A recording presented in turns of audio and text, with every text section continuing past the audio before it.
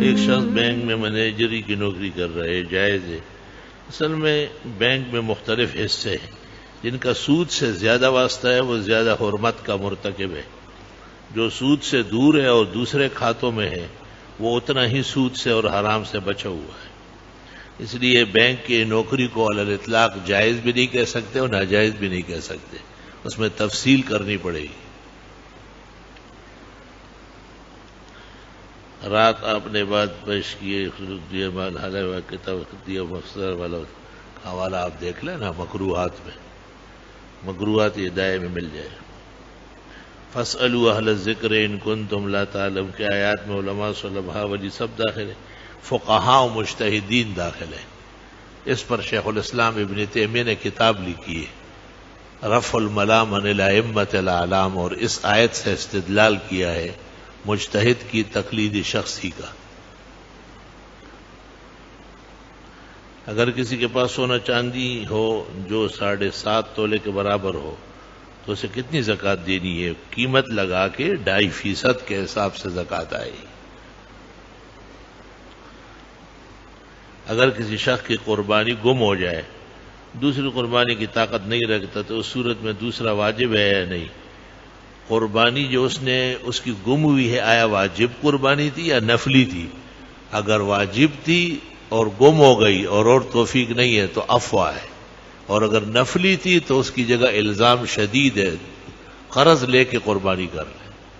قربانی کے لیے ویسے بھی قرض لینا ضروری ہے، لوگ سمجھتے ہیں کہ کوئی اختیاری چیز ہے، سب کچھ موجود ہے اور نقد پیسہ نہیں ہے، قرض لے لے۔ آپ اپنے کاموں کے لیے کم قرضے لے رہے ہیں، دین کے کام کے لیے قرض لینا ثواب کا باعث ہے۔ تشہد میں اشہد گنگلی کب اٹھائی جائے؟ نفی پر اٹھائے اور اس بات کا رکھے۔ لوگ کالے کپڑے اس وجہ سے پہنتے ہیں کہ غلاف کعبہ کا رنگ کالا ہے، اور آپ نے امامہ بھی، وہ تو ایک ہی دفعہ صرف فتح مکہ کے موقع پر تھا، اس سے پہلے اور اس کے بعد ہمیشہ آپ کے سفید رہے ہیں۔ اور ترمذی کی حدیث ہے احب الثیاب الی اللہ البیاض، اللہ کے ہاں سفید پسندیدہ ہے۔ وفیہ تکفنون موتاکم، اس لیے تو اس میں مردے کو کفناتے ہو۔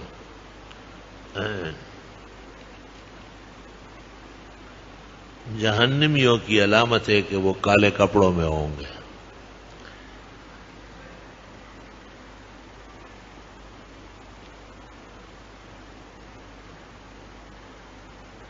لکھا ہے کہ ایک عالم دین جو انگریزی کے خلاف ہے اور اس کی بیوی بیمار ہوتی ہے تو ڈاکٹر کا یہ فضول بات ہے، اس لائق نہیں ہے کہ یہ شخص مسجد میں آ جائے، اتنا گرے ہوئے اخلاق کا ہے۔ انگریزی استعمال ہوتی ہے، انگریزی ہمارے غلام ہے، ہم ان سے کہا یہ کون سی بات، کس نے کہا کہ انگریزی ناجائز ہے؟ انگریزی سیکھنا بھی ضروری ہے، ڈاکٹری، انجینئرنگ، مختلف شعبہ زندگی اپنانا واجب ہے۔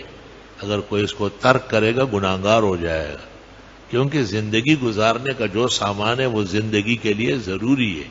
ضروری تھوڑی کہ علماء سیکھ لے اور آپ سیکھیں، علماء کی خدمت کریں۔ ڈاکٹر اسرار کی تفسیر کی کوئی شرعی حیثیت نہیں، علماء نے اس کو پسند نہیں کیا ہے۔ اگر کسی شخص سے رہ جائے تو نماز میں 3 رکعت امام کے پیچھے، تو اس کو کس طرح ادا کرنی ہے؟ نماز میں 3 رکعت امام کے پیچھے پڑھ لی اور ایک رہ گئی تو جو چھوٹی ہے وہ اس طرح پڑھے جیسے چھوٹی ہے، اس میں کیا پیچیدگی ہے؟ نظر اتارنے کا صحیح طریقہ کیا ہے؟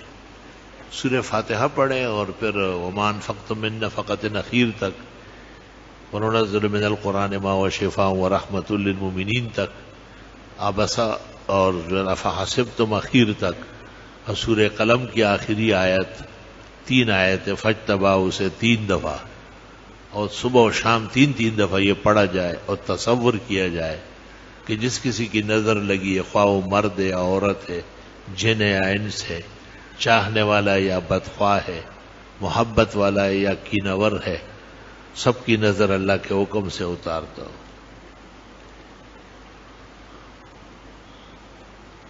اگر باتھ روم میں نل توڑے فاصلے سے لگا ہو 2 یا 3 قدم کے فاصلے سے، تو وہاں سے وضو کیا جا سکتا، جیا کر سکتے۔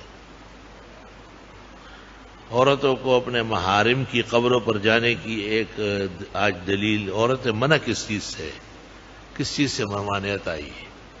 شان ورشا تو کہتے ہیں کہ عورتوں کی منع کرنے کی کوئی دلیل ہی نہیں، جس حدیث میں ممانعت آئی وہ دونوں کو تھی، اور جو اجازت آ گئی سب کو آ گئی۔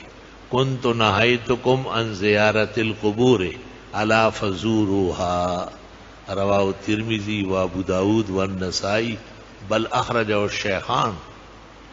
مطلق اجازت ہے، یہ تو علماء نے قید لگایا تھا کہ بے حرمتی نہ ہو، بے ادبی نہ ہو، کہ محارم کی قبروں پہ جائے، بزرگان دین کی قبروں پہ جائے، پردے میں جائے، صبح جائے یا شام کے وقت جائے، مردوں کے ریلے پیلے میں نہ جائے، پردہ گھسیٹتے ہوئے جائے، باہر نہر تبیین۔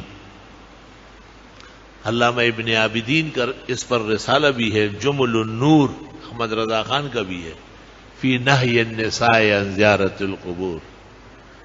عجیب بات ہے کہ مولوی احمد رضا خان صاحب کی رائے اور ترجیح نہ جانے کو ہے خواتین کے قبروں پر، اور امام الاسر مولانا انور شاہ کی رائے جانے کو ہے۔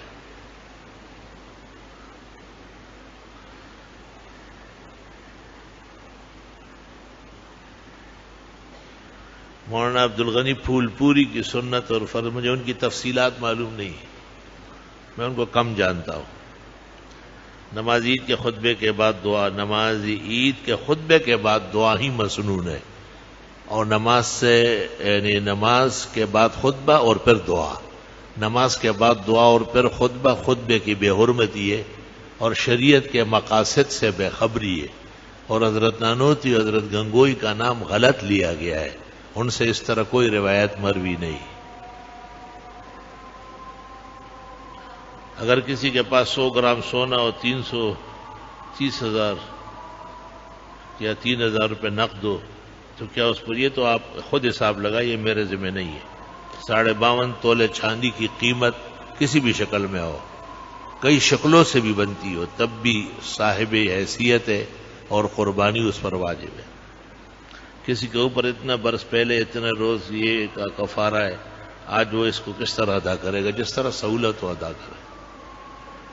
رشتے کے لیے کوئی دعا یا وظیفہ، وہ جو ہمارے یہاں سے نقش ملتا ہے وہ حاصل کرے۔ میں 15 سال سے بیمار ہوں، میں نے بہت علاج کیا، اکثر لوگ کہتے ہیں یہ بیماری سحر و جادو ہے، مجھے یہ علم نہیں آتا، میں سحر و جادو نہیں جانتا ہوں۔ میرے بچے کو کوئی بھی کھانا ہضم نہیں ہو رہا ہے، اسپتال میں بھی داخل کیا، جب تک ڈرپ لگتی ہے، اللہ اسے صحت شفا عطا فرمائے۔ الحمدللہ رب العالمین۔ اللہم صلی وسلم علی النبی وعلی آلہ واصحابہ وبارک وسلم علیہ۔ ربنا آتنا فی الدنیا حسنہ وفی الآخرۃ حسنہ وقنا عذاب النار۔